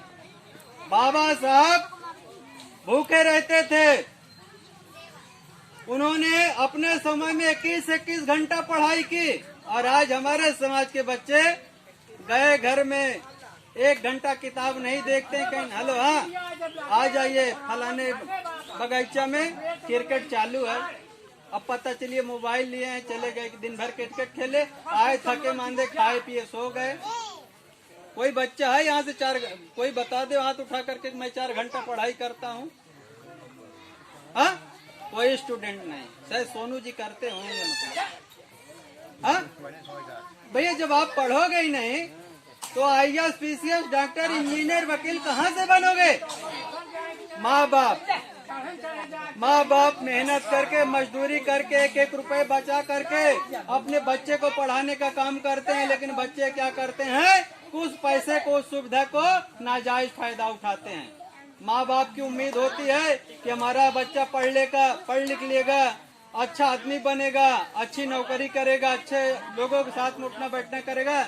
इनको घर से खर्चा पानी मिलता है, स्कूल गए और वहाँ मतलब खाने पीने मौज मस्ती पार्टी में दोस्ती यार के साथ में मस्त है। इनकी जवाबदारी इनकी जिम्मेदारी नहीं बनती। बाबा साहब ने जिन मुसीबतों का सामना करके भूखे रह करके आज तो हमारे पास लाइट है, पंखा है, कूलर है, फ्रिज है, ऑनलाइन मोबाइल पे पढ़ाई होती है। लेकिन बाबा साहब के टाइम में बाबा साहब को पढ़ने के लिए न लालटेन भी नसीब नहीं होती थी। पहले क्या ढेबरी चलती थी, ढेबरी मतलब दिया। नाम सुन, पुराने लोग जानते हो, नए लोग तो ढेबरी के नाम भी नहीं जानते। अब ये नए बच्चे लोग से पूछ लो कि भाई हर में कितनी मतलब लकड़ी लगती है तो शायद न बता पाएंगे, पुराने ही लोग बता पाएंगे। अब हर में मतलब क्या नगरा चौहनी पटासी का लगता है, लेकिन इनको पता ही नहीं नगरा चौहनी 50 पटासी क्या है नहीं पता है। अब तो सीधा कहीं ट्रैक्टर लेके जाओ, कहीं हैरो आए और कहीं रोटावेटर आए, लेके जाओ खुदवा के फेंक दो। मतलब खेती की पूरी मट्टी पलीत हो गई ट्रैक्टर की वजह से। तो खेती कोई अच्छी होती हो तो फसल नहीं। तो बाबा साहब भूखे रह करके और रोड लाइट का सहारा ले, जानते हो एक अंग्रेज ने सवाल किया कि नेहरू के पास गए तो कहा कि आपको लोग चाचा क्यों कहते हैं? तो मैं इस देश का प्रथम मतलब प्रधानमंत्री हूँ, पढ़ा लिखा शिक्षित व्यक्ति हूँ, इसलिए लोग मुझे चाचा कहते हैं।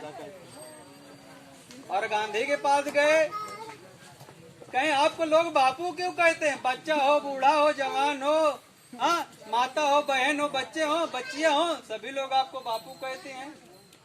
कहें मैं इस देश का सबसे बड़ा महापुरुष हूँ और सबसे ज्यादा पढ़े लिखा बैरिस्टर हूँ, इसलिए मुझे यहाँ के लोग बापू कहते हैं। और जब लास्ट बारी बाबा साहब के पास आए तो बाबा साहब से जब ये सवाल किया गया तो बाबा साहब ने कहा कि नेहरू सबसे पढ़ा लिखा इंसान है और देश का मतलब प्रधानमंत्री है, इसलिए लोग उसे चाचा कहते हैं। और गांधी एक बैरिस्टर है और सबसे ज्यादा उम्र में बुजुर्ग है, उसे लोग बापू कहते हैं। और मुझे बाबा इसलिए कहते हैं कि मैं इन दोनों का बाप हूँ, इसलिए मुझे लोग बाबा कहते हैं। मैं इन दोनों का बाप हूँ, इसलिए मुझे बाबा कहते हैं। इसमें कोई शक तो नहीं है। पहले अभी देवेंद्र सिंह पटेल जी ने कहा है कि पहले रानी के पेट से ही राजा पैदा होता था, मतलब राजा का लड़का ही राजा बनता था, दूसरा कोई नहीं बनता था। लेकिन बाबा साहब ने ऐसा ऑपरेशन किया और ऐसी नसबंदी कर दी। आपने 1947 के पहले सुना होगा कि अवतार पे अवतार होता था, मतलब हर दूसरे चौथे 50 साल किसी न किसी भगवान का अवतार होता मतलब भागवत में कहा गया, भागवत में गीता में कहा यदा यदा ही धर्म से ग्लानि भू भारत, मतलब जब जब धर्म में संकट आएगा तब तब मैं अवतार लूंगा और नाश किसका करूंगा? दलित दैत्य राक्षस और दानव का। मतलब यहाँ पे दलित दैत्य दानव राक्षस कौन है? पहले हम यहाँ के दानव थे,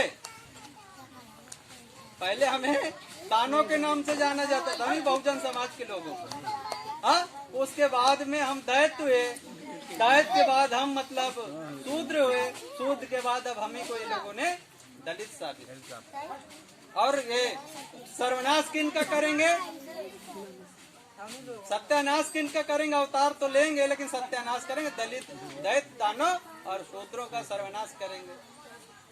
मतलब दरिद्र यही तो है। दलित और दरिद्र में क्या फर्क है? उड़ंता रा लगा दो दरिद्र हो जाता है और दिल लगा दो तो मतलब दलित हो जाता है।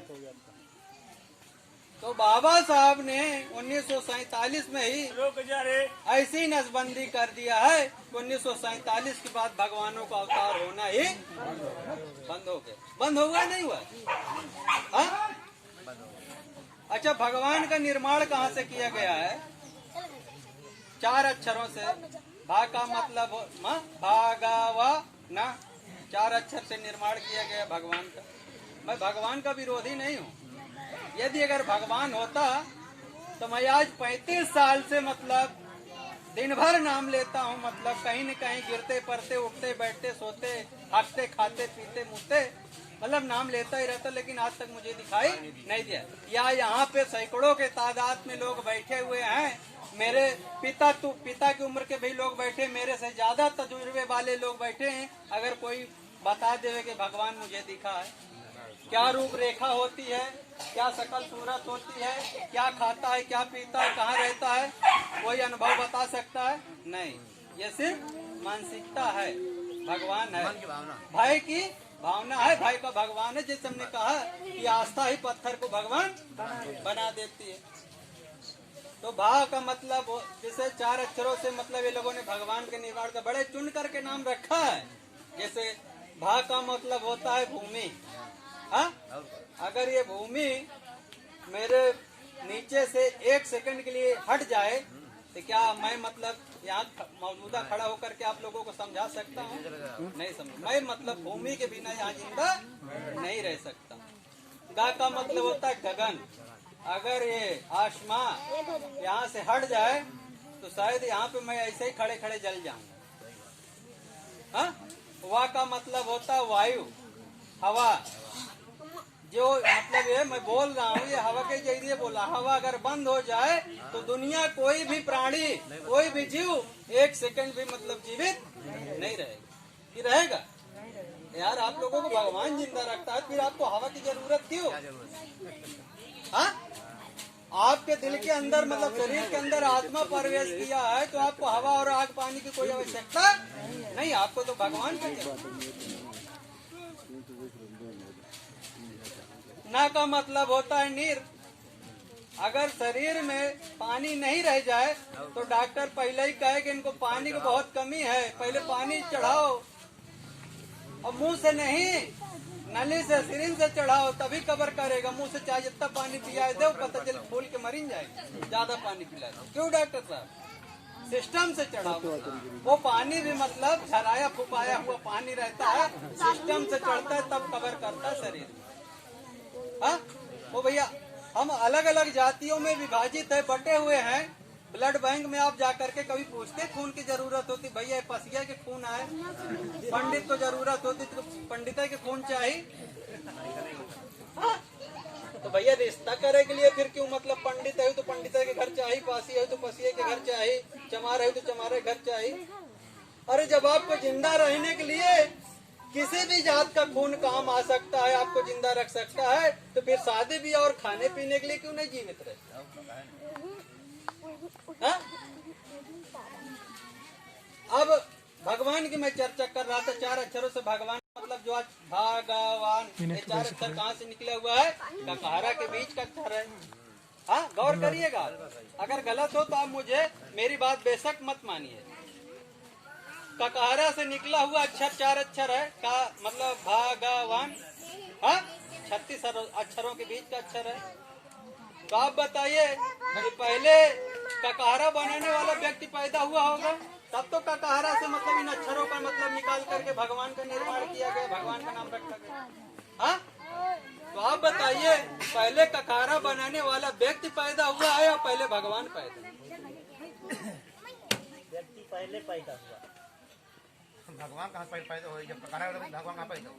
मतलब इसका मतलब अगर उसी ककहरा से मतलब भगवान का नाम निकला हुआ है, इसका मतलब जाहिर सी बात है कि पहले ककहरा बनाने वाला व्यक्ति ककहरा का निर्माण कर चुका था।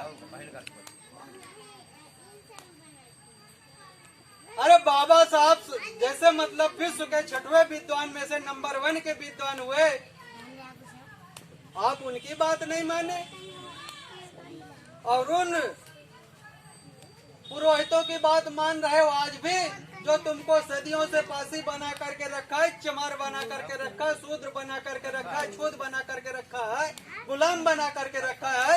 आज भी वही व्यवस्था को आप ढोने का काम कर रहे हो। बाबा साहब ने हमें बहुत पहले समझा गए, लेकिन हमारे समझ में ये बात नहीं आई।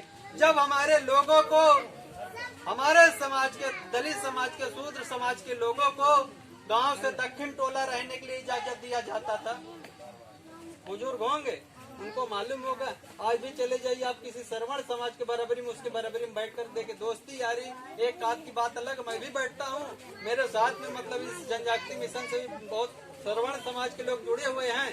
और जब हम मंच पे बैठे होते हम क्यों मिश्रा जी सही बात है ना, तो मुस्किया करके रह जाते, कहते हाँ भैया आप सही कह रहे हैं, हम स्वीकार करते हैं। समाज की बात अलग है, आज के डेट में कहीं बढ़ सुन, लेकिन ऐसा अदर में चले जाते हम उनके घर पे, अगर चाय वो पिलाते हैं तो हमारे लिए अलग कप होता है। अलग कर देते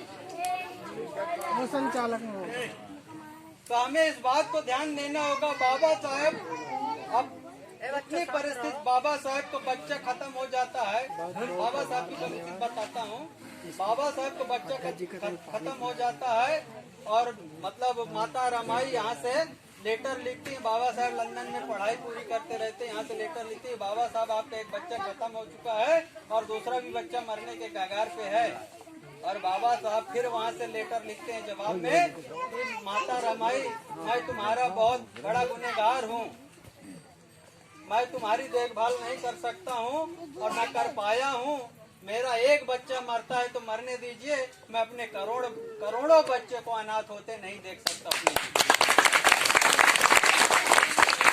क्या आप में से ऐसा कोई है? अभी यहाँ मीटिंग में बैठे हो और बच्चा को अगर सर्दी जुकाम बुखार हो जाए और बेबी का अगर खून आ जाए, संदेशा आ जाए मतलब, तो आप तुरंत उठ के चले जाओ। यहाँ चाहे जितनी महत्वपूर्ण बात होती है।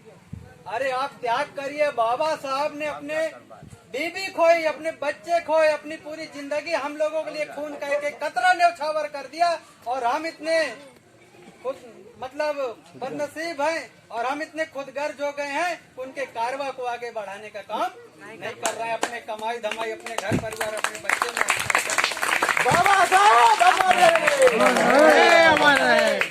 बाबा साहब का कारवा आज भी अगर जो लोग बढ़ाने के लिए काम कर रहे हैं, तो मैं समझता यहाँ बैठे सैकड़ों व्यक्ति में से कोई भी गवर्नमेंट नौकरी पे नहीं हो गए। सारे लोग किसान, खेती, मजदूरी करने वाले लोग हैं।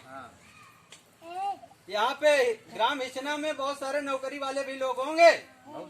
यहाँ दलित 3 प्रकार के हैं। एक श्रवण दलित हो गया, दूसरा मीडियम वाला हो गया, तीसरा थर्ड क्वालिटी वाला हो गया। यहाँ पे परिवर्तन क्यों नहीं हो रहा है, ये सबसे बड़ा कारण है।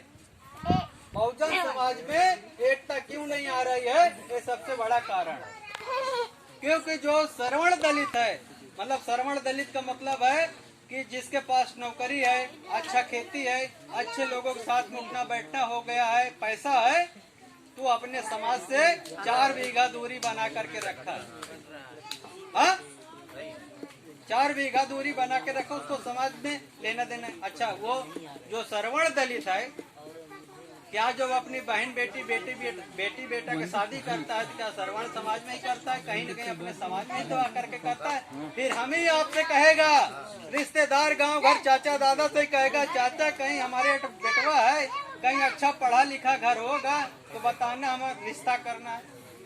अरे इसके पहले तो तुमको 20 साल तक समाज की परवाह नहीं थी, तो जाके भाई समाज की जरूरत क्यों है भैया तुम्हें? तब तुम्हें समाज याद आता है। एक मीडियम वाला दलित हो गया, जो बेचारा रोजमर्रा की जिंदगी में कमाने खाने में अस्त व्यस्त है। क्या करे, उसके पास न धन है न साधन है, तो अपना कमाने खाने में व्यस्त है। तीसरी नीचे वाला व्यक्ति वो हो गया जिसके पास न कोई छत्र छाया है, न कोई बैंक बैलेंस है, न लोग उसका साथ दे रहे हैं। थर्ड क्वालिटी है। और थर्ड क्वालिटी वाले को परिवर्तन की जरूरत है, बदलाव की जरूरत है, उसको पैसे की जरूरत है, हम सब की जरूरत है। अगर यहाँ पे मान लीजिए आप ही हो, आप बहुत बड़े गरीब हो, अगर यहाँ पे बैठा कोई भी शख्स, हर शख्स, यहाँ पे 50 की तादाद में लोग बैठे हुए हैं, अगर अभी चाहे लें 100 रुपए निकाल के दें, तो 5 मिनट में आपके पास 5000 रुपए पैसा जमा हो जाएगा। और ये उम्मीद है, ऐसी उम्मीद करता हूँ, ऐसा जन जागृति मिशन का ऐसा उद्देश्य है, ऐसा हम लोग हेल्प करते हैं कि अगर हमारी कोई भी कमजोरी महसूस हो रही, बीमार पड़ जाए, दुख है, तकलीफ है, हम खाली भाषण लंबा चौड़ा देने से नहीं, ये हम सब की मतलब एक सोच हो, मैं कब कर पाऊंगा, ये समाज कब कर पाएगा, जब आप सहयोग करेंगे तब। अगर आप बीमार पड़ जाओ और हम यहाँ से सब लोग सोच लें कि चलिए नहीं, आपकी बीमारी ठीक करना 1 घंटे में, और हॉस्पिटल में आपका 1 रुपए भी खर्चा नहीं होना चाहिए। ये हम सब की जवाबदारी। जब आपकी तकलीफ मैं अपनी तकलीफ समझूंगा तब समाज के मतलब सही समाज सेवक कहलाएंगे। मैं कोई बड़े खानदान का मतलब बेटा नहीं हूँ, जमींदार घराने से नहीं। मेरे पिताजी मजदूरी करते थे। मैं आज से मतलब 20 साल 25 साल पहले के बात बता दूं, खेती का ऐसा कोई काम मेरे से बाकी नहीं है। हल भी जोता हूँ, खाद बिया छिटाई गुड़वाई निर्वाही सब कुछ किया हूँ। गरीबी क्या होती है मैंने बड़ी करीब से देखा हूँ, और आज भी कोई जमींदार नहीं। ये सूट बूट पे आया हूँ, ये बाबा साहब की देन है। बाबा साहब को बहुत बड़ा एहसान है इस शरीर पे, इसलिए मैंने अपना सब कुछ घर परिवार त्याग करके और गृहस्थी जीवन से एकदम कोसों दूर रह करके मैं सिर्फ 24 घंटे समाज के लिए काम करता हूँ, क्योंकि आप लोगों को बेहतर बनाने के लिए काम करता हूँ। मैं आज भी चाहूँ तो 20-25 हजार रुपए महीना मेरे लिए कमाने के लिए कोई बड़ी बात नहीं। कुर्सी लगा करके बैठा रहूंगा और लिख करके देता भी रहूंगा ना, बताता रहूंगा, सिस्टम बताता रहूंगा, तो भी 20-25 हजार रुपए मुझे मिलेगा। लेकिन वो सब कुछ छोड़ करके मैं आप लोगों के बीच क्यों आया हूँ। मैं धन्यवाद देना चाहता हूँ गौरव पासी जी को, जो इन्होंने जगह दिया और यहाँ बुलाया, आप लोगों से रूबरू करवाया और आप लोगों के बीच में अपनी बात रखने का मौका मिला। मेरी यही उम्मीद है और यही आशा करता हूँ कि आप सब लोग भी इतिहास पढ़िए और इतिहास को जानिए कि ये जो सिस्टम है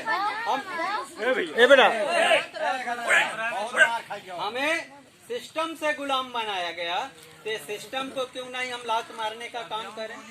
जो सिस्टम हमें नीच बना करके रखा हो, शूद्र बना करके रखा हो, अछूत बना करके रखा हो, हमें सभी चीजों से वंचित किया गया, हमें पढ़ने नहीं दिया गया, लिखने नहीं दिया गया, हक अधिकार के लिए नहीं लड़ने दिया हो, तो हम ऐसी व्यवस्था को और ऐसे धर्म को क्यों माने। जो स्त्री को स्त्री नहीं मानता है, पुरुष को दे। आपने उसमें रामायण में कहा ना, तुलसीदास ने लिखा है, ढोल गंवार शूद्र पशु नारी ये सब ताड़ना के अधिकारी। मतलब ढोल को जितना बढ़िया पीटो उतनी अच्छी आवाज देगी, हाँ? और शूद्र और लंठ गंवार को मारो पीटो तभी वो मतलब सुधरे, तुम्हारे जैसा काम करेगा। तुलसीदास को वाल्मीकि समाज का लोग बताते, लेकिन पहले सोचिए कि जब शिक्षा केवल और केवल श्रवण समाज के लोग मतलब ब्राह्मण ही मतलब ग्रहण कर सकता था, और दलित शूद्र ओबीसी SC ST को ग्रहण करने का अधिकारी नहीं था, तो एक वाल्मीकि समाज का व्यक्ति रामायण कहाँ से लिख सकता है। ये मनगढ़ंत कहानियां बनाई गई। आप लोगों ने सुना होगा कि पहले हमारा भारत किस नाम से जाना जाता था। भारत को किस नाम से जाना जाता है? सोने की चिड़िया के अलावा और भी कुछ कहा जाता है। राइट, पहले जम्बू द्वीप के नाम से जाना जाता था, ना कि देश के नाम से नहीं जाना जाता, जम्मू द्वीप के नाम से जाना जाता। भाई पाटिलपुत्र की राजधानी पहले कहाँ थी? पाटिलपुत्र की राजधानी पहले कहाँ थी? साकेत। साकेत कहाँ है? अयोध्या। अयोध्या नाम क्यों पड़ा? क्योंकि जब बृहदत्त की हत्या करने के बाद सम्राट अशोक के 10वां शासक का नाम बृहदत्त था, जिसको हम रावण के नाम से जानते हैं, जिसका नाम दशानंद था। और दशानंद इसलिए नाम था कि 10 पारमिताओं का ज्ञानी था, अष्टशील अष्टांगिक मार्ग का पालन करता था, इसलिए उसका नाम दशानंद रखा गया। अशोक सम्राट के 10वें शासक की जब हत्या हुई, और हत्या धोखे से किसने किया? जिसको हम राम के नाम से जानते हैं, जिसका नाम असली नाम है पुष्यमित्र शुंग। जिसका असली नाम पुष्यमित्र शुंग है। ये कभी बृहदत्त का सेनापति हुआ करता था। यही राम कभी बृहदत्त का सेनापति और धोखे से मतलब ब्रदर की हत्या करने के बाद एक पाटिल पुत्र को अपनी राजधानी साकेत बनाया और अयोध्या नाम रखा, क्योंकि अयोध्या बिना युद्ध का जीता हुआ राज्य है। सारे राज्यों में मतलब मार काट हुआ और जंग छिड़ी, कत्लेआम हुआ, लेकिन अयोध्या में कोई जंग नहीं छिड़ी है। इसीलिए इसका नाम अयोध्या रखा गया। साकेत से अयोध्या क्यों किया गया? जब राम ने अपना राज स्थापित किया साकेत में, तो उसका नाम इसलिए वहाँ अयोध्या रखा कि मतलब आप, अगर मैं झूठ बोलता हूँ तो इतिहास उठा करके आप देख लेना, पुराना प्राचीन नाम उसका साकेत है। और आज भी आपके खुदाई के दौरान वहाँ साकेत में जो निकल रहे हैं मतलब बुद्ध की स्टेचू निकल रही है, अशोक शिलालेख निकल रहे हैं, और राम का, अगर राम का वहाँ जन्म हुआ है तो राम के अवशेष मिलना चाहिए। मैं मतलब कोई मंदिर मस्जिद का विरोधी नहीं हूँ, लेकिन जो रियल सबूत निकल रहे हैं वहाँ की भी कहानी आपको बता देता हूँ। एक बाप के दो बेटे, एक बेटे के दो बाप। बच्चों 5 मिनट और शांत रहो, बोर तो नहीं हो रहे हैं ना सर? हाँ, बोर हो रहे हैं तो बात स्टार्ट करते हैं। लड्डू देखे हल्ला मचाए। एक पुत्र के दो बाप, एक बाप कहता है मेरा लड़का है, दूसरा बाप कहता है ये मेरा लड़का है। और जब दोनों का डीएनए जांच हुआ तो तीसरा कोई और बाप निकला। डीएनए जांच में तीसरा बाप कोई और निकला। डीएनए जिसका मैच किया वो तीसरा बाप था, और जो दो पहले कह रहे थे कि मेरा बच्चा है मेरा बच्चा है, उन दोनों का डीएनए मैच ही नहीं किया।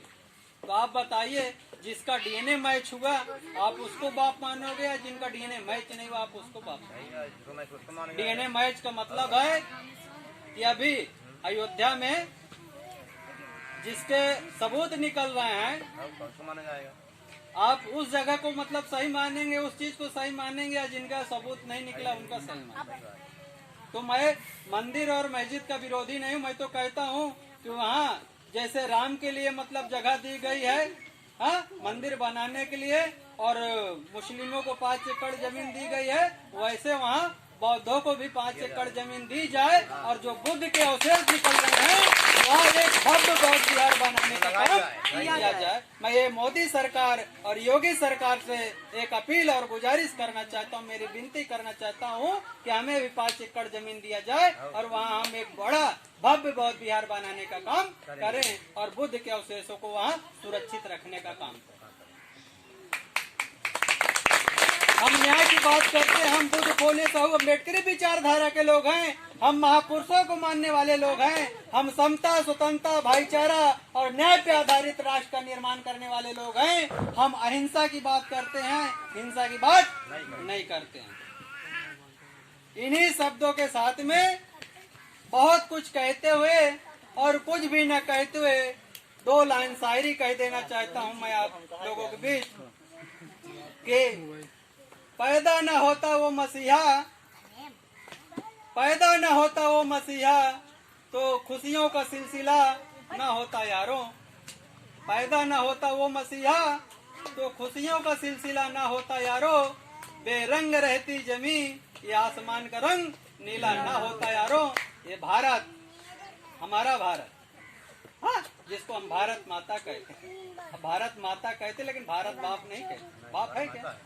देश का नाम स्त्रीलिंग होता है, कोई भी कंट्री है। अच्छा, पाकिस्तान माता क्यों नहीं बोलता? अन्य कोई कंट्री बता दीजिए जो माता के नाम से मतलब। एक ग्रामर में रूल है कि कोई भी कंट्री उसका नाम स्त्रीलिंग है। ऐसा तो कहते पैदा न होता वो मसीहा, तो खुशियों का सिलसिला न होता यारो। बेरंग रहती है जिमी, आसमान का रंग नीला न होता यारो। ये भारत तो कब का लुट गया होता यारो, अगर भीमराव अम्बेडकर जैसा हीरा न मिला।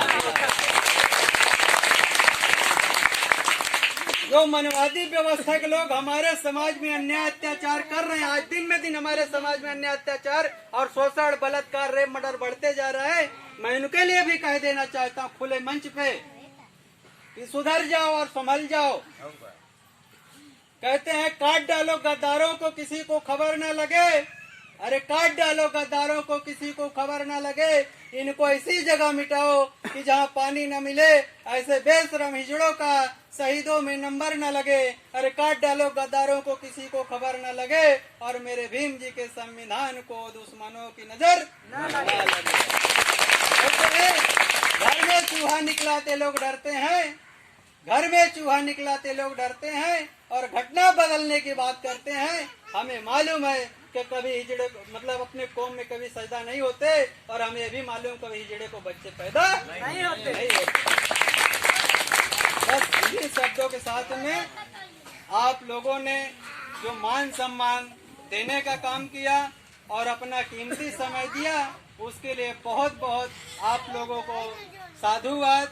और फिर कभी मौका मिले तो आप लोग साथ ही साथ यहाँ पे जो हमारे युवा साथी बैठे हुए हैं, चाहे या अन्य किसी गांव से चलकर आए हुए हैं, या जो पिता तुल बुजुर्ग बैठे हुए हैं, उनसे भी मैं रिक्वेस्ट करना चाहता हूँ कि जन जागृति मिशन कोई राजनीतिक दल नहीं है, और मैं खुद को मतलब फोटो खिंचवाने के लिए या समाज में खुद वाहवाही लूटने के लिए नहीं आया हूँ, बल्कि मैं समाज को जगाने के लिए, ये हम सब आज जो बैठे हुए हैं ये जागृत लोग हैं, समाज को जगाने का तन मन धन से, ये कहीं किसी से इनको तनख्वाह या वेतन नहीं मिलती है, लेकिन इनकी एक सोच है, इनकी एक परिकल्पना है कि समाज जागे और अपने हक अधिकार के लिए वो जाने और शिक्षित हो। इन्हीं शब्दों के साथ में पुनः एक बार ग्राम सभा हिचना ग्राम वासियों को नमो बुद्धाय जय भीम कहते हुए एवं नन्हे मुन्ने प्यारे बच्चों को भी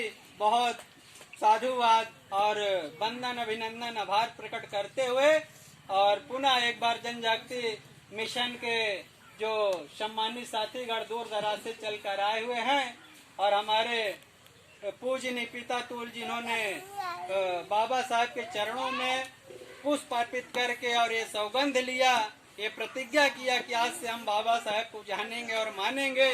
और पुनः इस प्रोग्राम को जगह देने वाले और इस कार्यक्रम को लगाने वाले गौरव पासी जी, साथ ही साथ उनके जो सहयोगी लोग हैं, उनके दोस्त यार, सभी लोगों को तहे दिल से वंदन अभिनंदन आभार प्रकट करते हुए नमो बुद्धाय जय भीम कहते हैं। लिखो तो कुछ ऐसा लिखो, लिखो तो कुछ ऐसा लिखो कि कलम रोने पर मजबूर हो जाए, लिखो तो कुछ ऐसा लिखो कि कलम रोने पर मजबूर हो जाए, और जन जागृति मिशन में ऐसी क्रांति पैदा करो कि हर लोग जुड़ने पे मजबूर हो जाए।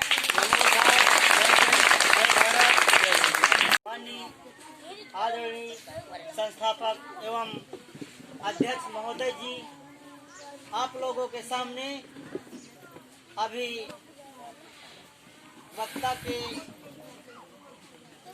वक्तागण के रूप में यहाँ पर उपस्थित हुए थे और आप लोगों के समक्ष अपना विचार प्रस्तुत किए, और टाइम न रहने के हिसाब से आज हम लोग पूरे वक्ताओं को यहाँ पर नहीं बुला सके, उनसे मैं क्षमा चाहूँगा और उम्मीद करूँगा इस पिछड़ा ग्राम वासियों से यहाँ पर हमें दोबारा फिर से मौका मिले, और हमें फिर से मौका इसलिए मिले कि हम सभी साथियों को एक बार जगाने की फिर से कोशिश करें। हमारे गौरव भाई को बार बार साधुवाद, स्वागत, अभिनंदन व वंदन करते हुए इस इच्छना ग्राम सभा वासियों से निवेदन है, बार बार विनम्र निवेदन करते हुए मेरी अपील है कि फिर से एक बार